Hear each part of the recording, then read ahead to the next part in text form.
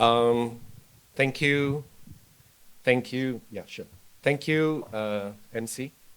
Actually, my job today is very easy because I'm just setting the tempo, I suppose. And I'll be talking about the perspective of state and federal laws. And basically, we would hinge most of it on the federal constitution because that is the basic law.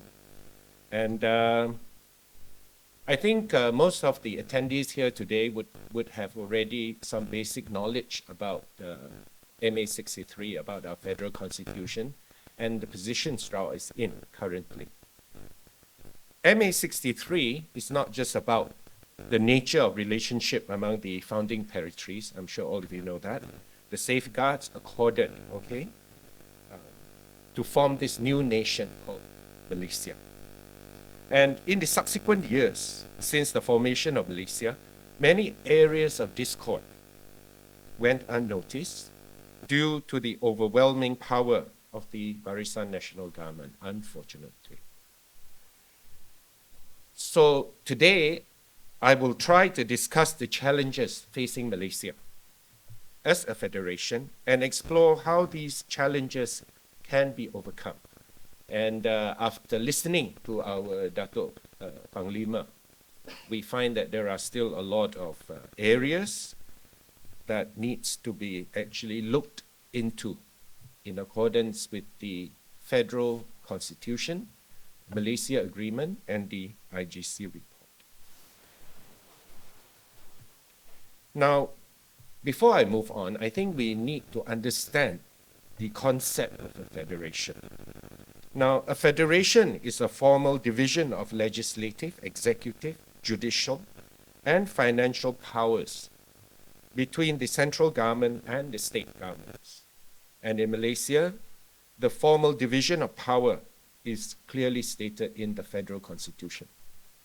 Now, in a 2021 amendment to the Constitution of Malaysia, Article 160(2) of the federal constitution was amended with a new definition of the term federation, where the Malaysian Federation is formed in accordance to Malaysia Agreement 1957, in addition to the 1957 Malaysia Agreement. And in February of 2022, the name of the head of government of Sarawak, of which I had an opportunity to debate on, was changed from Chief Minister to Premier to reflect the differences in status of Sarawak within the Federation of Malaysia. Now, for context, okay, we look at the Federation of Malaya 1957. And the Federation of Malaysia 1963 has its origin in the Federation of Malaya 1957. And if you look at the Federation of Malaya, it consisted of 11 states. And the Federation of Malaya was instituted by the British to ensure a strong administrative system through the centralization of power. And the main features of the Federation of Malaya were, amongst others, a strong central government, especially about power over the states on matters of religion, which is in bracket Islam, and Malay customs. And the reason for the British to agree to a federal arrangement was to preserve state uniqueness, while at the same time maintaining control over the country's financial and political affairs. And Federation of Malaysia, 1963. Yeah, there is something wrong with the slides, but it's okay. The Federation of Malaysia, 1963, is the expanded version of the Federation of Malaya to include the new states, Singapore, which left, North Borneo, Sabah, and Sarawak. The structure of the new federation was discussed as early as before the inception of Malaysia. This is for the context purposes. And Britain's initial idea was to form a super federation consisting of governments of Malaya, Singapore, and the three British Borneo territories, Sabah, Sarawak, and Brunei, with a complete autonomy in internal affairs by each government. I will not go into the details because I think a lot of us here already know a little bit about the history. Now, the federal constitution is quite clear about Malaysia's federal system and the status of the states within. Okay, for that you have to look into Article 1. And Malaysia Agreement 1963 between Malaya, UK, Sabah, Sarawak, and Singapore were drawn up after a lengthy process of bargaining and negotiations.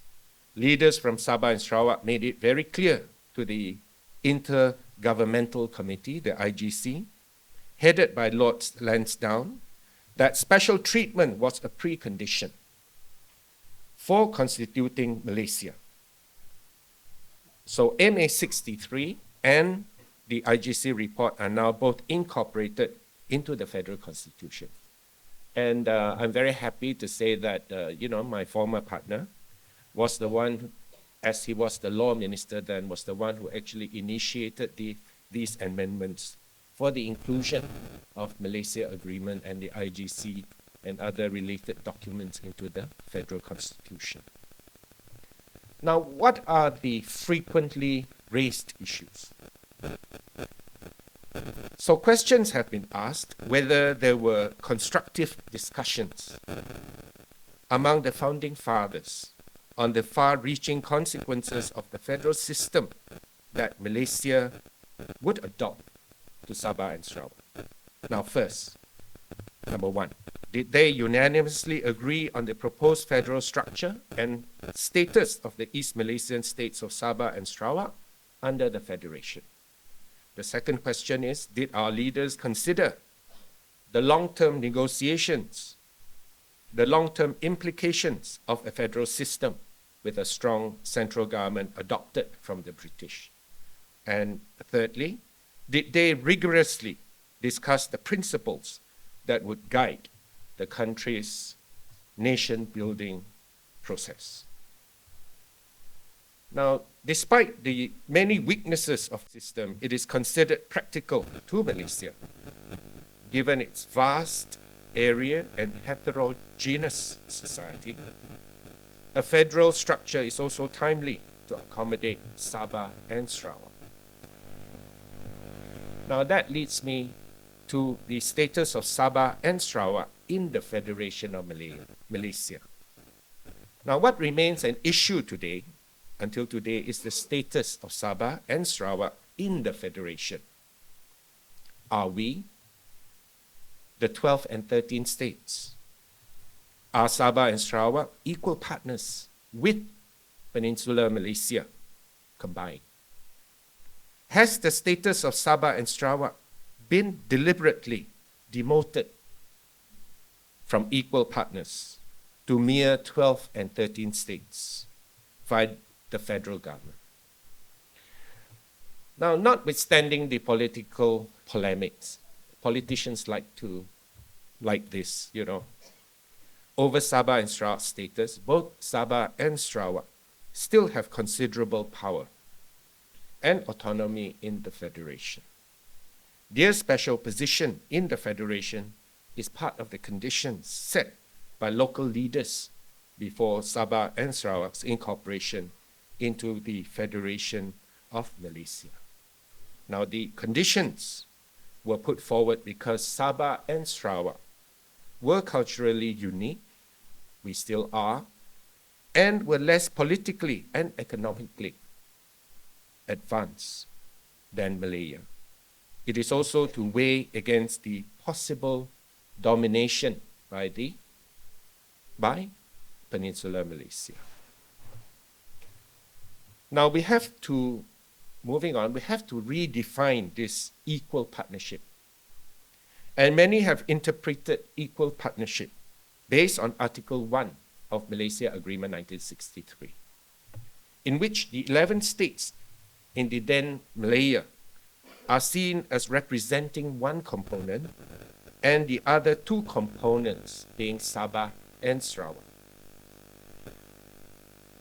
Our founding fathers did not define equal partnership clearly nor was it extensively discussed in the committees tasked to propose the constitutional safeguards for Sabah and Sarawak. Now, I just want to share what Lee Kuan Yew said. You know, Lee Kuan Yew says that Singapore is where it was today, and he made this speech in the 1990s, whereby he says that what you see in Singapore today is due to the efforts of their ministers. And to quote him, he says, ministers are not there to kiss babies and smile. You know, so sometimes our ministers, you need to use your karate chop once in a while. And he says that, you know, Singapore went through the dark moments as well. In 1964, there was the riots. And in 1965, they were kicked out. But dear ministers himself, leading that particular Singapore at that particular point in time, he said that he was guided by the principles of the Constitution, and he was guided and he stood steadfast by what was agreed upon. And I think he meant the Malaysia Agreement at that particular point in time. So I think as our leaders move forward, and I hope that our ministers and all those people entrusted with ministerial position and all that, you know, I think we should stop at the polemics already. You already have that position.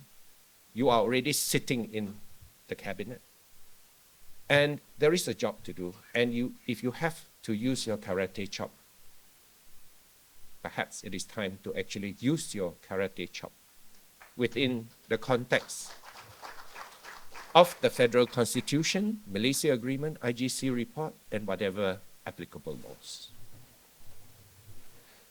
Now, the importance of Malaysia Agreement 1963. Now, Malaysia Agreement 1963 is a hot button issue in Sabah and Sarawak. It is an emotive issue, just as Malay rights and Islam to the Malays in Peninsular Malaysia. Now, I'm not going to repeat how this MA63 came about, but that special rights and privileges were given to Sabah and Sarawak as part of the conditions to be incorporated into the new country called Malaysia. Now, briefly, what are the justifications? Sabah and Sarawak's cultural and religious distinctiveness from Peninsular Malaysia, the huge territories and massive resources they contribute to the federation. Problems of poverty and underdevelopment in Sabah and Sarawak, and it's still there. International basis, because MA63 is an international treaty registered with the United Nations on the 21st of September 1970. Now, for the above reasons, for those reasons that I've just stated, now, MA63 has 11 articles and annexes, and Article 8 in particular necessitates the implementation of the assurances for Sabah and Sarawak as contained in the IGC report. And the signing of this agreement is significant because it paved the way for the enactment of the Malaysia Act, Act number 26 of 1963, which sealed the formation of Malaysia. With the enactment of the Malaysia Act, the Federal Constitution took over from the Malayan Constitution as a new document of destiny for Malaysia. Are there breaches to MA63? Now, most debates on MA63 are focused on the breaches to the assurances for Sabah and Sarawak. And Sabah and Sarawak accused the federal government of undermining the autonomy and won their position as equal partners and control over education, health, and natural resources, in particular oil and gas, be restored. And I think we heard Datuk Panglima talk about the frustrations. Okay. Now, there is discontent among the inequitable sharing of resources and lack of fiscal federalism, as Sabah and Sarawak do not receive their rightful and fair share of financial benefit as a result of their contribution to the federal coffers from petroleum. They are also unhappy about the tendency of federal authorities to centralize decision-making at the expense of state autonomy. Some of these concerns are genuine and must be rectified.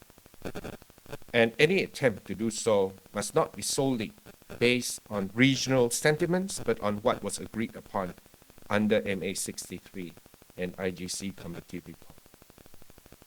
Now, the problem is compounded further when politicians, which from whatever divide there, they try to take advantage of this situation. And I'm sure that recently you heard about a member of parliament from the West talking about Sarawak wanting to get more than what we're entitled to. And I think this particular issue has been settled, whereby the state has made it very clear that we have no intention, Sarawak have no intention to claim for whatever in the first place does not belong to them, to us, I mean. Now, if you look at the federal constitution, there are already safeguards.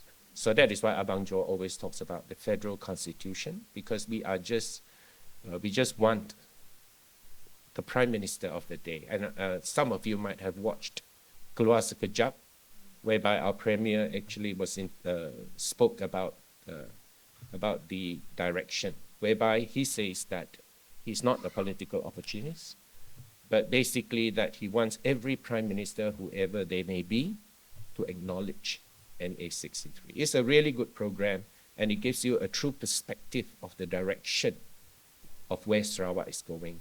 And it is premised on the federal constitution, premised on MA63, premised on whatever laws existing and which are still applicable. And I will not go into the details because it's quite a long, it would be another subject on its own.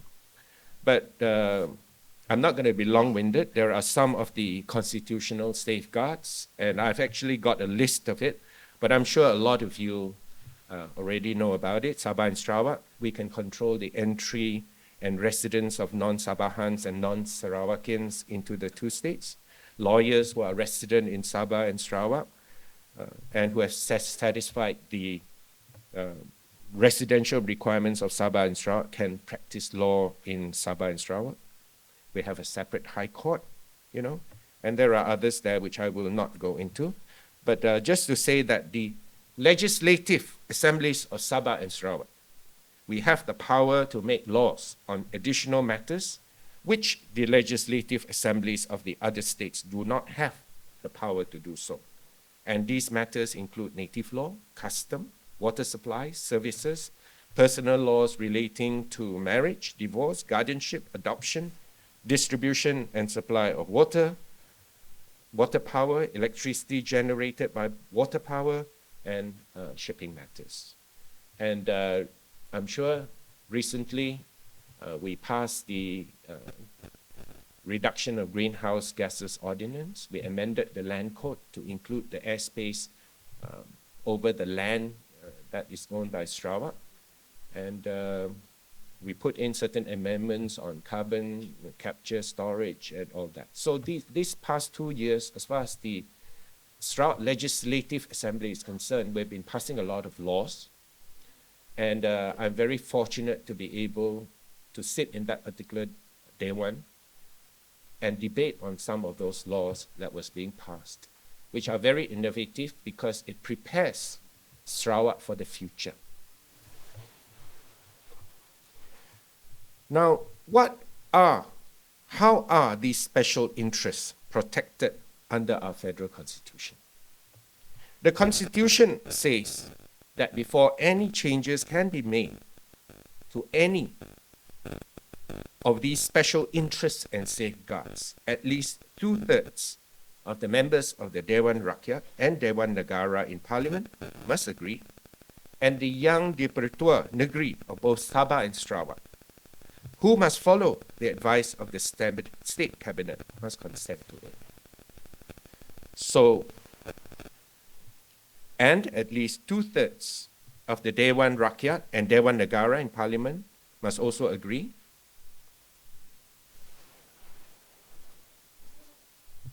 Before any changes can be made. So you have one part, the law, new law, and then you have another part if we want to make changes. So both parts requires the consent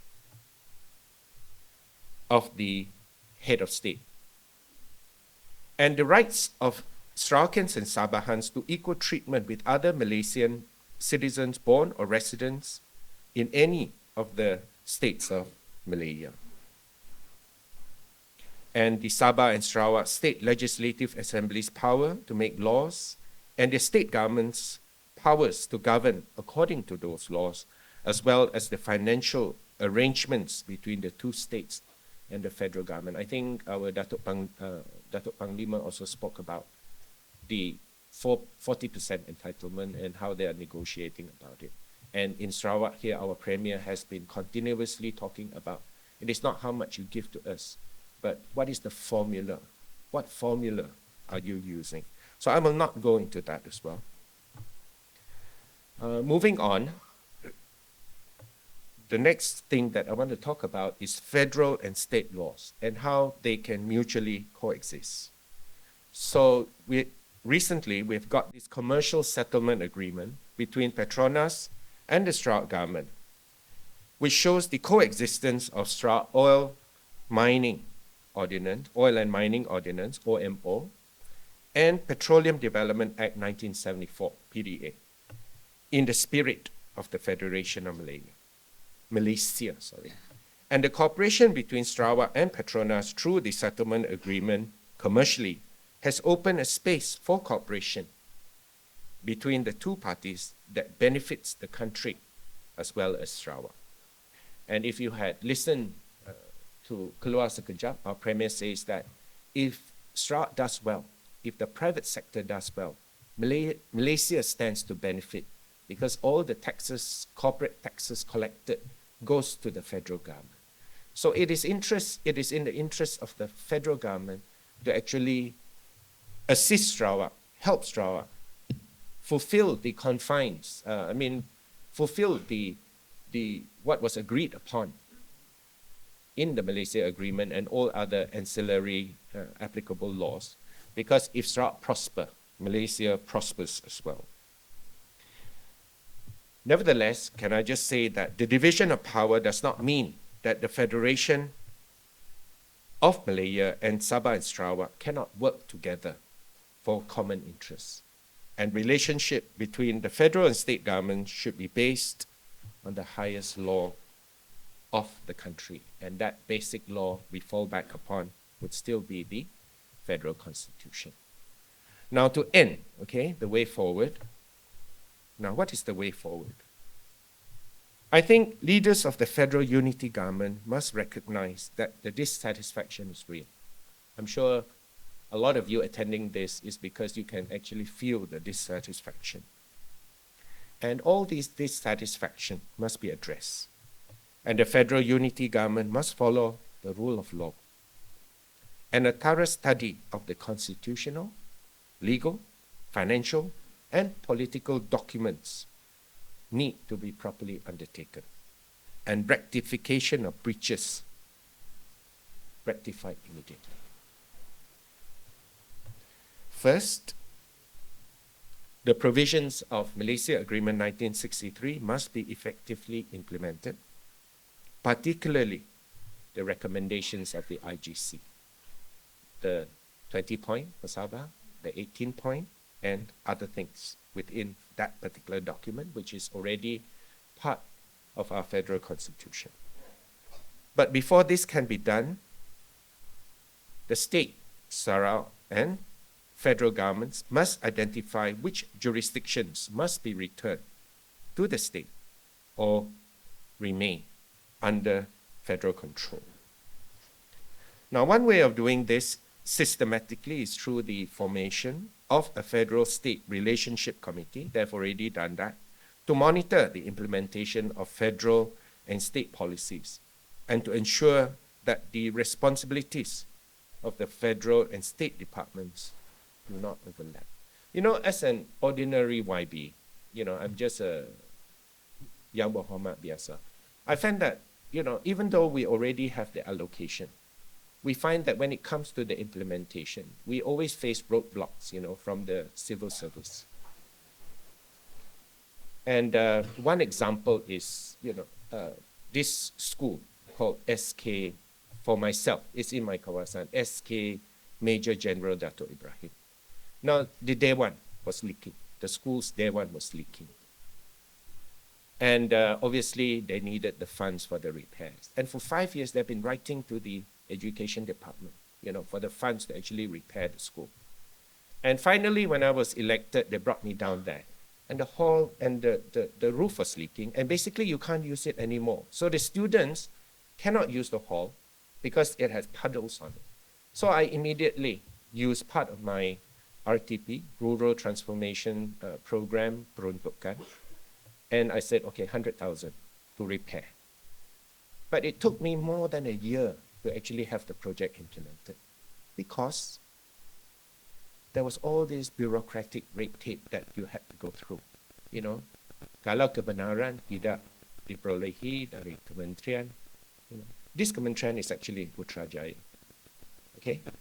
And if you cannot get a simple consent, you can't implement the project.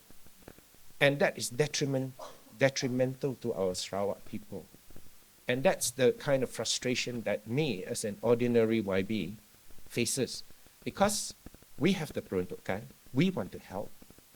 We want to make sure all of our anak Sarawak, they have good facilities that they can go through. But then you have all these roadblocks. And I just sincerely hope that, you know, our ministers who are in the federal government and our sitting ministers, I hope that, you know, sometimes we need to follow what this Lee Kuan Yew from Singapore said. You know, sometimes we have to exercise our karate chop as well. And if there is any problem, you know, caused by civil servants within the relevant ministries, then I think steps need to be taken to make sure that all these benefits actually reaches the akar umbi, the people that really needs it.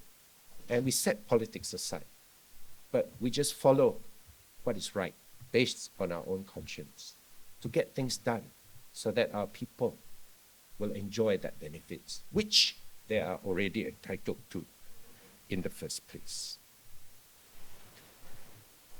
And any attempt to revisit Malaysia Agreement 1963 must be done with the aim of restructuring the Federation of Malaysia, in which the states are empowered to make decisions on their own according to their own uniqueness and needs.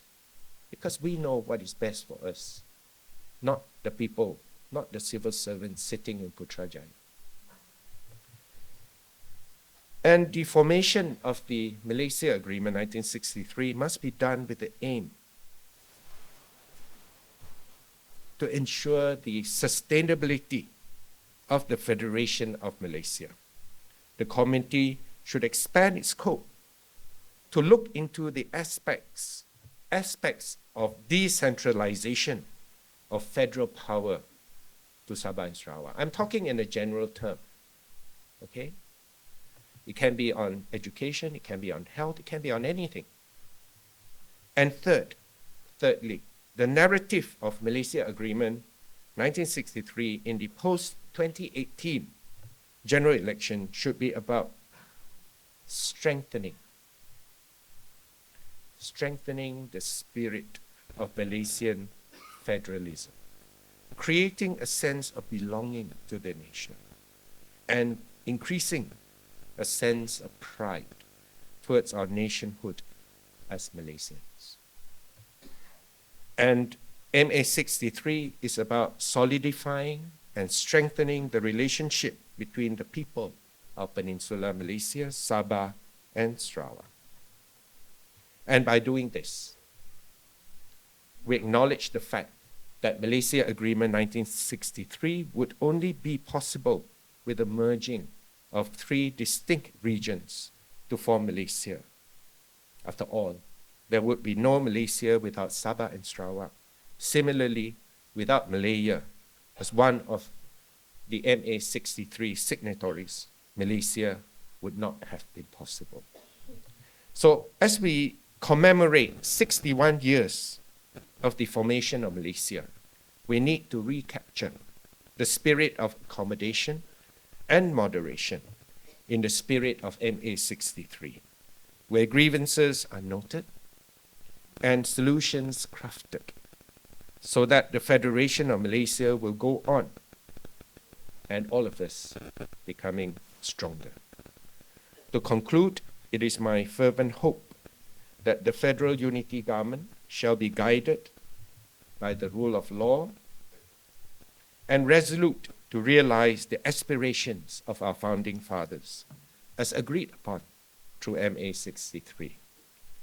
And the current demands made by the Sarawak government are all rights, interests, and entitlements provided for under the Federal Constitution, MA63, and IGC report.